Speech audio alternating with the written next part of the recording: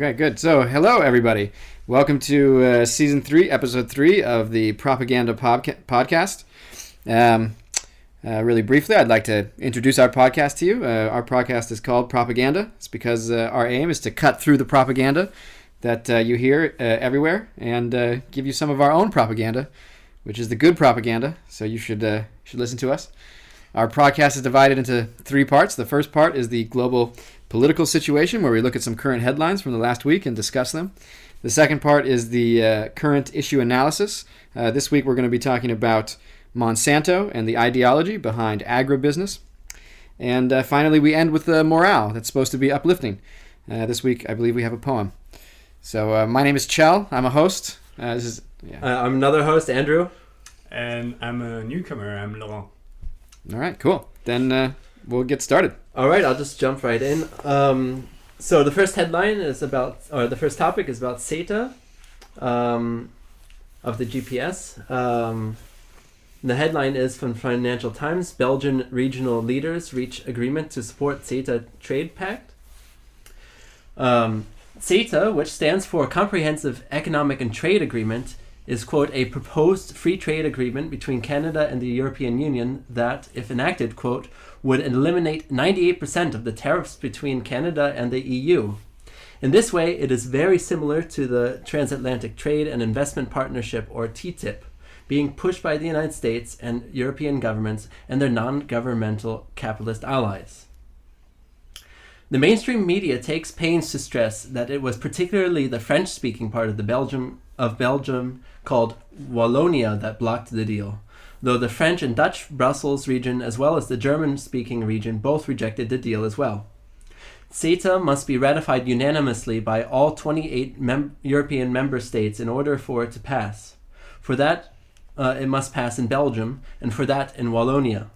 According to The Guardian, Wallonia, quote, raised concerns over surging pork and beef imports from Canada and an independent court system to settle disputes between states and foreign investors, which critics say may be used by multinationals to dictate public policy. According to official propaganda by the European Commission, reminiscent of language by the current Republican Party presidential candidate, CETA will, quote, receive the best treatment that Canada has ever offered to any trading partner, thus leveling the playing field on the Canadian market for EU companies.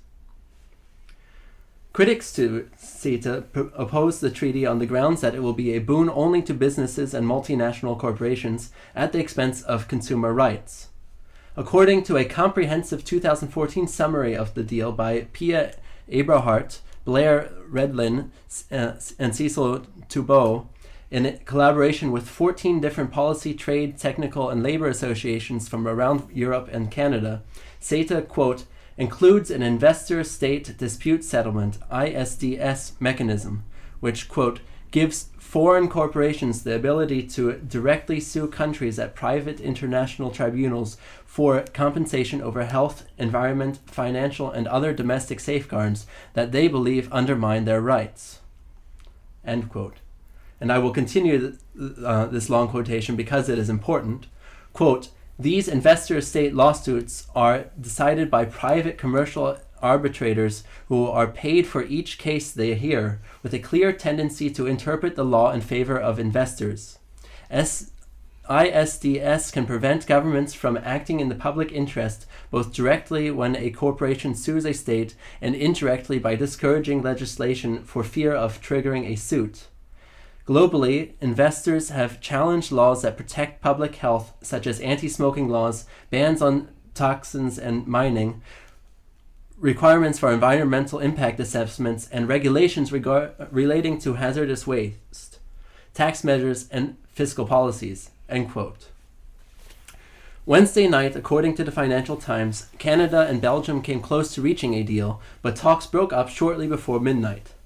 Subsequently, an EU-Canada summit, which had been scheduled months in advance, was cancelled, and Canadian Prime Minister Justin Trudeau abandoned a trip to sign CETA at a ceremony in Brussels.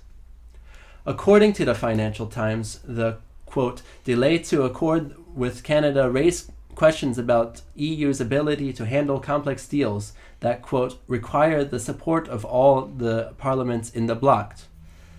The Financial Times says, furthermore, quote, there has been deep frustration among Sita supporters at the failure of the Belgian regional leaders to approve a deal the government in Brussels and those of 27 other member states have agreed to sign.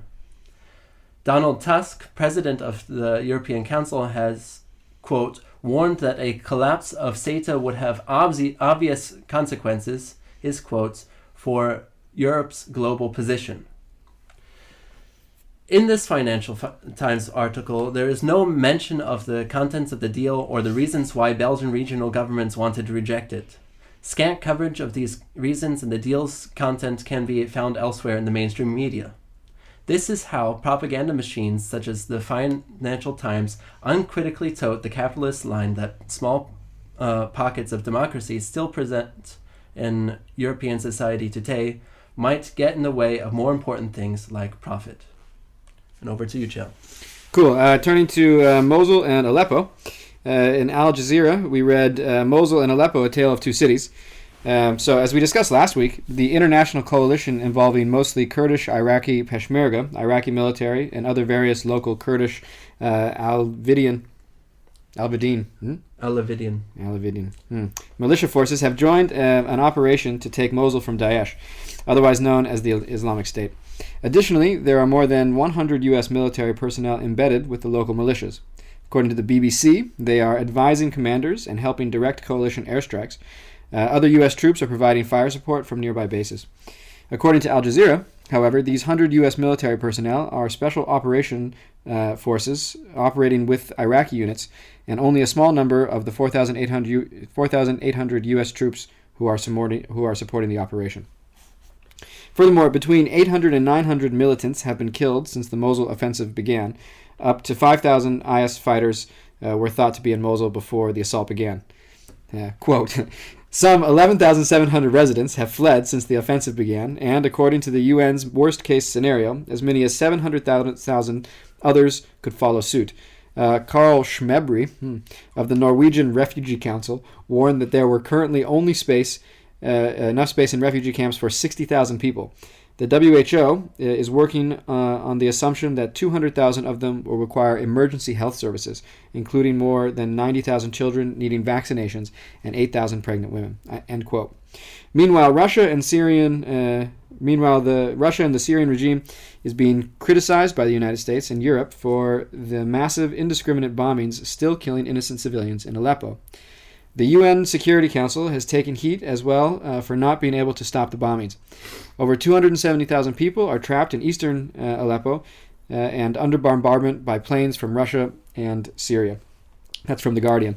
According to the New York Times, Russian President Vladimir Putin nonetheless defends Russia's support for the Syrian army's eastern siege.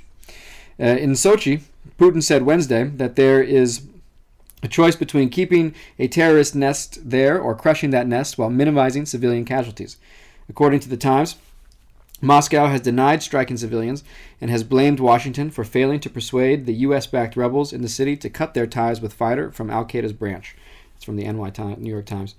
According to the Real News Network, the Obama administration is currently considering a proposal to send, quote, the Obama administration is currently considering a proposal to send more arms to CIA-backed anti-Assad forces in Syria.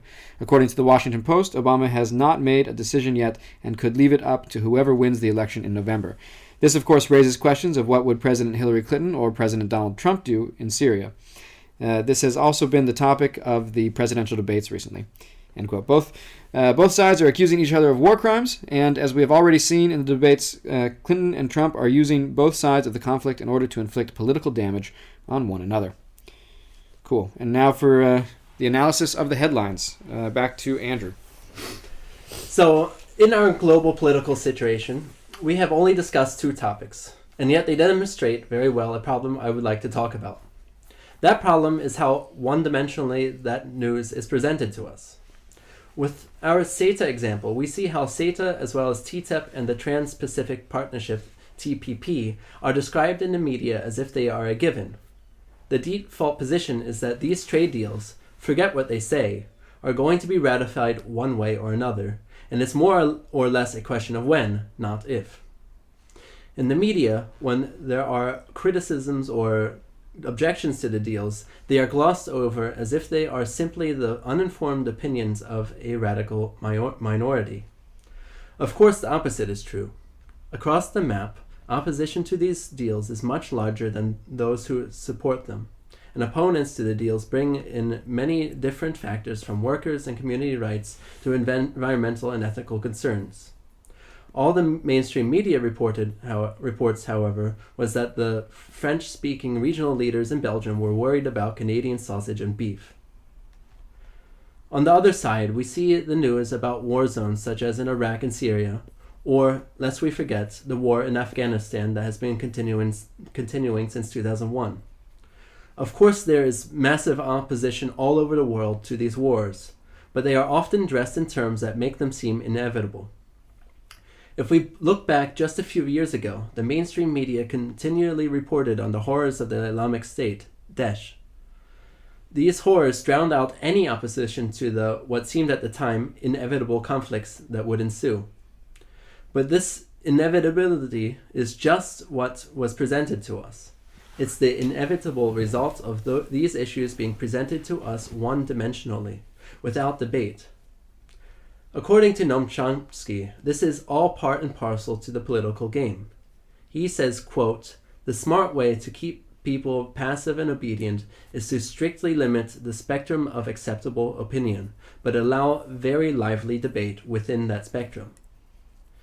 And before we groan under the strain of another Chomsky quotation, maybe we should think about how limiting debate has brought us into horrible wars, made us sign trade deals that hurt everyone but the rich, and, bringing this closer to home for people in the United States, land innocent people in jail for the color of their skin.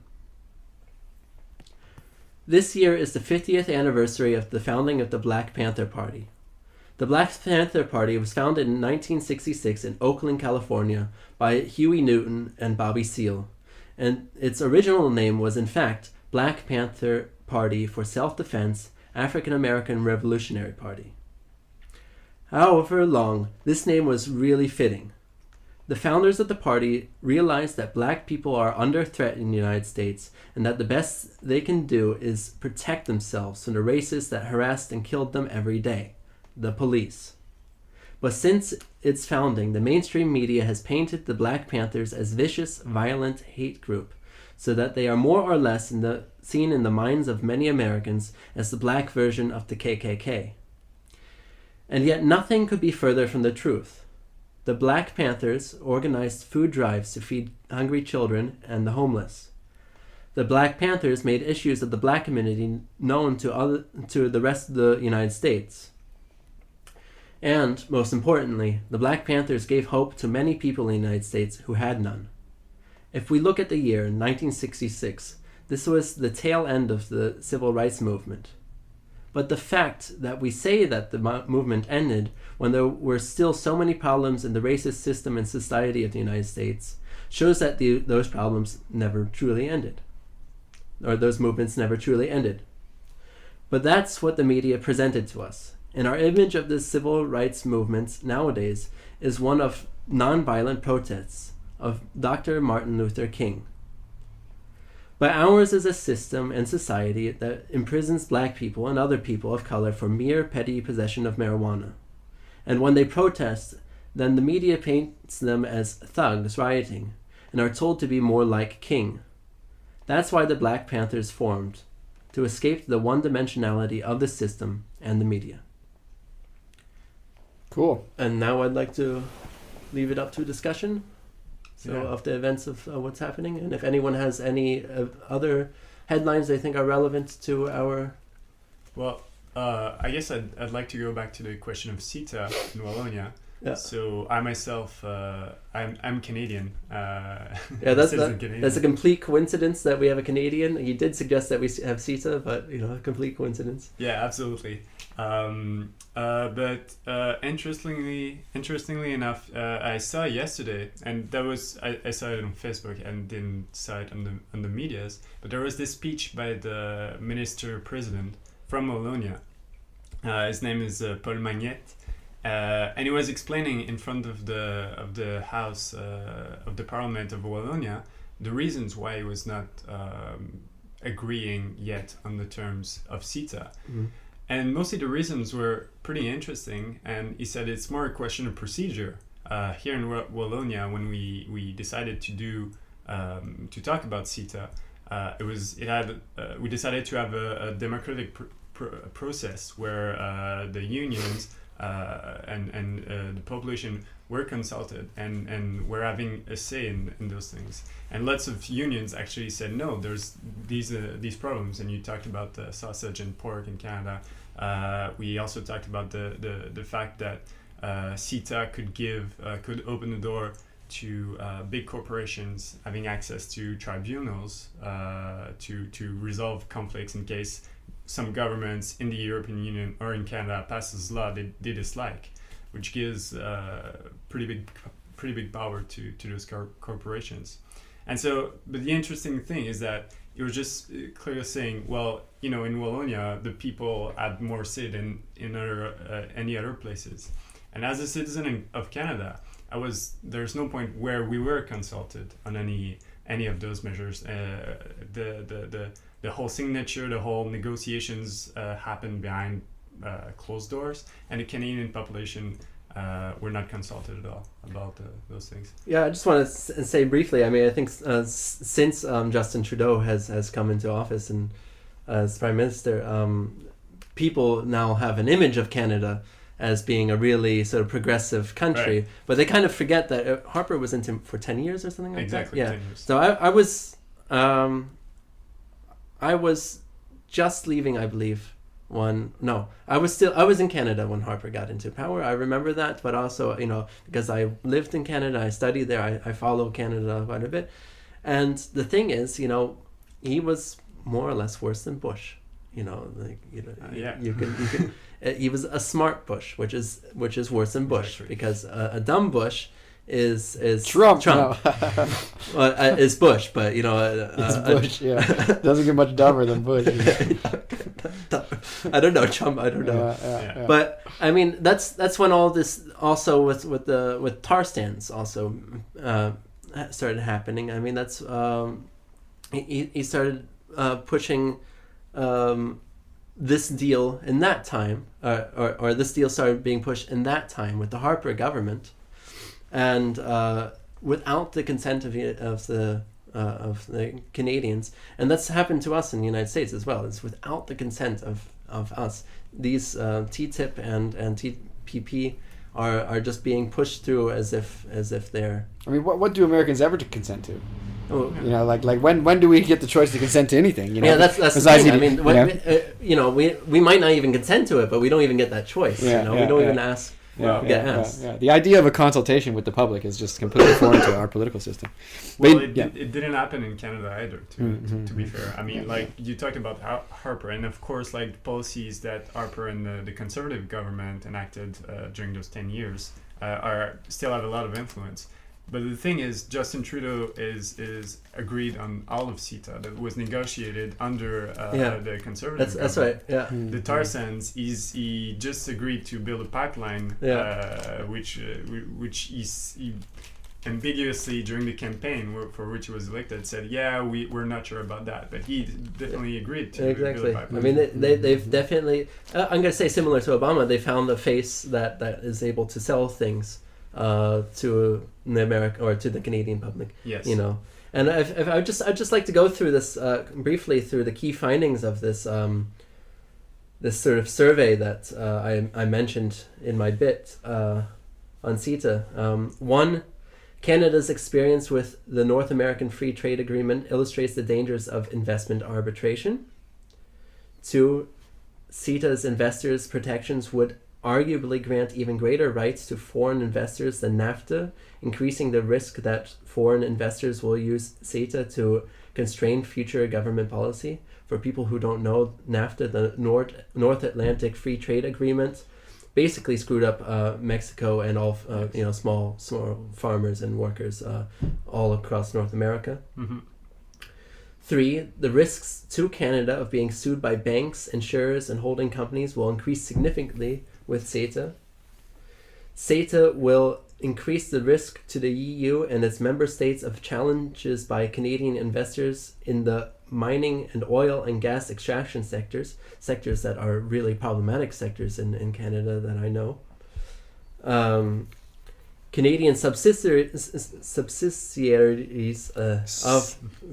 someone else say it. Subsidiaries. The subsidiaries Don't of ask me. the U.S. Hi, I'm Andrew. I have a lisp. Canadian subsidiaries of U.S. Headquartered multinationals will also be able to use CETA to sue European governments. 6, EU, Canadian, and U.S. companies are already among the most frequent users of investment arbitration. 7, opposition to investor state provisions in CETA is growing on both sides of the Atlantic. And 8, the reforms that the European Commission and the Canadian government have promised to dispel concerns about ISDS will not prevent abuse by investors and arbitrators. And I think this goes very much into, how everything we always say on this podcast, if we were able to actually have a say about stuff,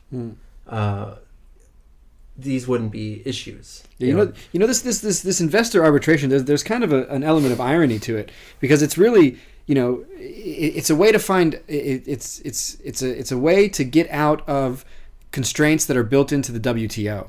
Right, and the WTO is already like a neoliberal, organization. But the WTO has, and I can't remember, I think it's Article G or something, but it outlines some reasons why a country could decide not to play the game. Keep it real, simple, right? And it says, you can choose to opt out or not, or go against a trade deal if you can demonstrate that this trade deal would have a negative impact on public health or the environment or protected species, and these things are outlined there, yeah.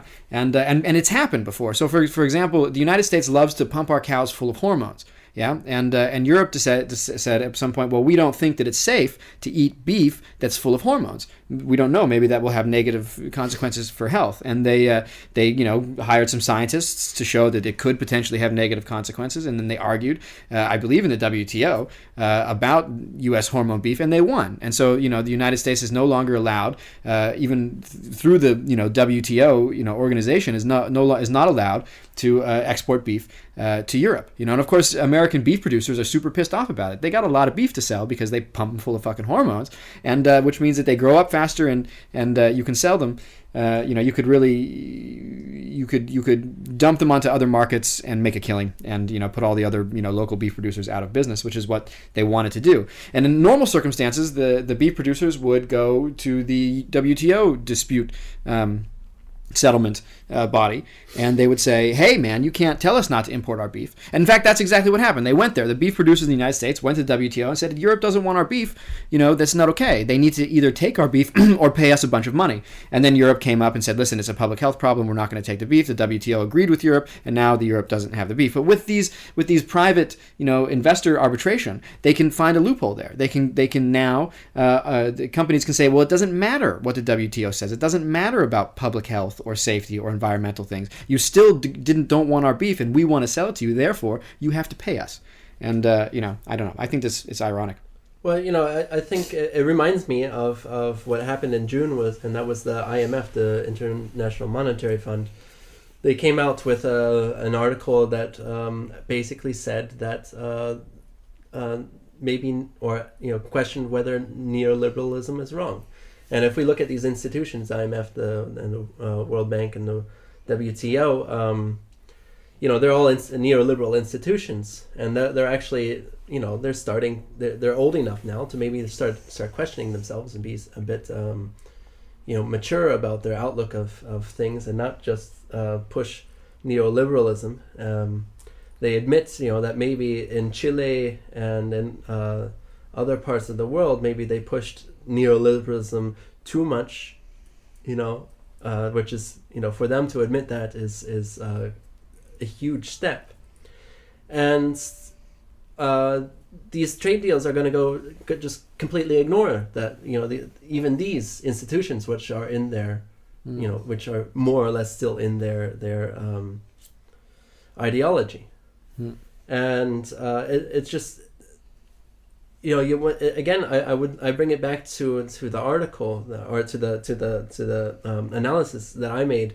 It shows that once there's a debate within an institution for long enough, maybe a few good things can come out of it, but these trade deals want to go past all debate completely. Yeah, I think also they are quite complicated to understand for sure. Like for a Lambda citizen, that's for sure, and they want that. Yeah. They do, like when they talk about those deals, they just basically people who really take part in those consultations, if there are going to be corporations, are going to be people who have lawyers, people who can hire people to look at those deals, look at those negotiations, and say, well, this is going to be good for our lobby, for our part of the process. Yeah. But I guess at a certain point you want, or like the elites or like the governments that are in place want the deals to be complicated. They want to be as opaque as possible, and as artists. Definitely, and they don't want. They want the deals to be complicated, so that there can be no debate about it. Yes. And the moral economy and the propaganda podcast now. We always toe the line, of course, that if we have grassroots level non-hierarchical democratic organization, these things wouldn't happen. And I think going back to what I was saying, like the Black Panthers Party is one good example of where people can organize in a grassroots way and then actually take control back into their own hands. And we touched upon Canada a few times, and I wanted to write about this, but I just didn't have the time. There's the North Dakota pipeline. Keystone XL? There's Keystone XL, and then there's like the pipeline in North Dakota now where Native Americans unanimously all across the United States, all across North America and South America, for the first time, unprecedented, are coming together and saying, no, this is not allowed. The pipeline is going through not reservation land, but land that is sacred to the Sioux tribe that is there. And they realize, okay, you're just once again completely ignoring our treaty deals that we had, because that's what these trade deals are. They're really basically legal ways of ignoring treaty deals. And two, you're doing it in a way not only that threatens us and our culture, but also threatens the water of 18 million people in this area along the Missouri River, as well as the entire planet, because we all know that global warming is actually going to take place. And now they are actually organizing to stop this, and they're showing such power and such determination, because they realize we have to take this into our own hands. We need to make this decision for ourselves. Yeah, absolutely. There's literally no other choice, because going back to how complicated these agreements and these laws are. They use a language. They literally invented a kind of language that only they can use. And there's no, the rest of us don't have access via the language. And if you look at it, I think it's really interesting to compare this to how the Dakota pipeline protests are taking place, because you hear in the media a lot. They talk about people staging sort of these group prayers and stuff, and this would be sort of in my mind, this contrasts two ways of talking about things. You have this legalistic language that's extremely opaque and difficult to get into, and also eliminates certain, it assumes that everybody who can say something legitimately uses the same language. And now we contrast that to the language that's being used, for example, as prayer or storytelling on the part of the especially Native American communities who are protesting this pipeline. And we see that in fact there are many different languages that can be brought to bear on an issue. And that we shouldn't, and that we've artificially constrained it to this legalistic, trade language. One-dimensional. Exactly. And that was, of course, intentional. Because these other kinds of languages, when they start to, you have, things like prayers and storytelling, or I don't know, if you look at African American communities and the music, that has come from these communities. This is also a kind of speech, a kind of language, But I mean, imagine going in front of a high court in the United States and rapping. You would immediately be dismissed, even if that rap was extremely, well developed and extremely critical and extremely, intelligent. You would nevertheless be dismissed because it's not the appropriate kind of language. But I don't know. Who is to say? Who is to determine what language we're allowed to use? Who is to say that because I have come from a different background and I use a different language that my language is not appropriate? I don't know. I find that. Well, I mean, I would say it's the media that determines what kind of language is going to be used. When they want to and sound the lawyers, official, it's the lawyers. It's not just lawyers. It's when they want to sound officials, they quote the politicians and the lawyers and the business people. When they want to make people sound, god awful, they might quote what they're saying with pictures of, I don't know, horrible, horrible images, stereotypical images that they present. Yeah, the media is absolutely complicit. But this is another reason why Donald Trump is so popular, right? Because he's not using this language, and because he's not using this language, he appeals to a far broader base of people than the people who use this language. Because the language they use was not designed to appeal to a broad base of people. It was designed to appeal to a very specific, small group of elites. Yeah, and so as soon as you stop using that language, as soon as you start sounding like an asshole, like Donald Trump does, suddenly 100 million people in the United States say, well, he sounds like me. He uses my language. It's unfortunate that it was Donald Trump that had to first do this on such a sort of massive scale, but nevertheless, it's part of the reason why he's so popular. Cool. Should we talk anything about Aleppo or? Well, I mean, I think we did discuss this last time, and I think that once again we can still discuss it. It's the same sort of model can be applied to the crises that are happening here. For instance, what caught my eye was, when I was reading in the news, they were emphasizing, the BBC and New York Times and even The Guardian were emphasizing that this was a Iraqi coalition, like mostly Iraqi forces. And that's true, it is mostly Iraqi forces. But what they didn't actually write about, though, is how much influence the United States has in organizing these forces. The one number from, I think it was the New York Times or BBC, the one number I got from them was there was 100 U.S. troops that are helping out, giving advice on strategy and stuff like that. And then I read Al Jazeera, however, who I think has more stake in actually saying the truth about these things, and they say no, it's those 100 were just special forces. It's 4,800 of troops that are actually in this country as well. We forget that although the Iraqi war has ended, there are still people in this country, and what else are they going to be doing? Why would they be anywhere else but here in Mosul? Mm-hmm. And I think that is one good example of the one-dimensionality that the media presents us.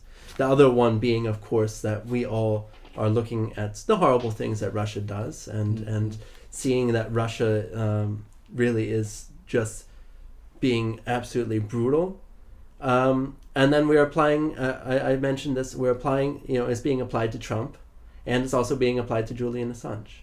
Yeah, and on the topic of Russia's aggression in Aleppo, it's worthwhile pointing out, the Western mainstream media, makes it sound like basically, the people in Eastern Aleppo is just civilians, and Russia's just bombing civilians, but that's just false. That's not at all the case. I read. I can't remember the source, so Google it. But I read that there are as many as 40,000 rebels in Eastern Aleppo, and many of them, call them terrorists, because it's basically Al Qaeda and the Nusra Front, and there's 40,000. They have tanks, they have heavy weapons. It's an army. There's an army in Eastern Aleppo. This is not the Russians bombing civilians. Now, listen, I don't want to apologize for Russia. I'm not a fan of Putin, and I'm not a fan of Russia. But I think that on the topic of one-dimensionality, it's simply not the case that Russia's just bombing civilians. Russia's bombing an army. This is not, this is a siege. This is a military siege, and the army is inside the city, and the army is using the civilians as human shields. And of course, that sucks. And of course, I would wish that Russia wouldn't bomb hospitals and schools, even if those hospitals and schools, are hosting, military targets. And so, it's disgusting that the rebels are using these people as military shields. But let's keep in mind that these are also the rebels that are supported by Saudi Arabia and the United States and our sort of coalition over there. So these are not nice people. They're using people as human shields, and the Western media is making it look like it's just Russia bombing civilians when actually it's Russia fighting a war against an army of people. Yeah, I'm just going to point out. I mean, we're not supporting these indiscriminate bombings in any way, but we are saying that, for instance, when the United States does the same exact thing to hospitals and stuff, they give the same exact reasons, and now this one-dimensionality doesn't, means that Russia doesn't get this same reason. Yeah, exactly. Or Israel, I mean, Israel constantly is blowing up hospitals in Palestine, and the reason they're always saying is that Hamas is using the hospital the people in the hospital as a human shield, and that they're firing rockets from the top of that hospital. And the exact same thing is happening in Eastern Aleppo, But in the case of Israel, we apologize for them, and in the case of Eastern Aleppo, we say it's all Russia. It's Russia's. There's just these evil Russian evil guys doing evil things all the time, And yeah, I think human shields is wrong, and I don't think the United States should be supporting anybody who uses human shields. And I think that's pretty clear. And I think we should withdraw our support from these terrorists in Eastern Aleppo. And I think that we should, I'm gonna end it this segment on Chell's policy. Suggestions. That's what I would do if I was president. So whoever vote for Chell.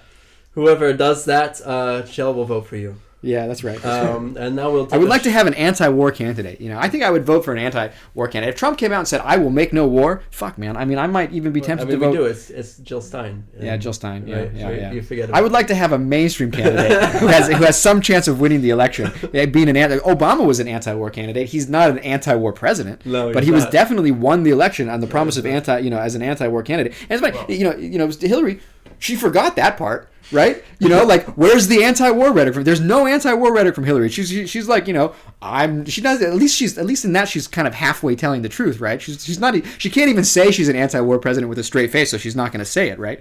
So because she's not. All right, guys, we're gonna go into a break, and then we're gonna come back with Chell's part of the CIA called the ideology of agribusiness. Okay, well, we'll come back with that. See you soon.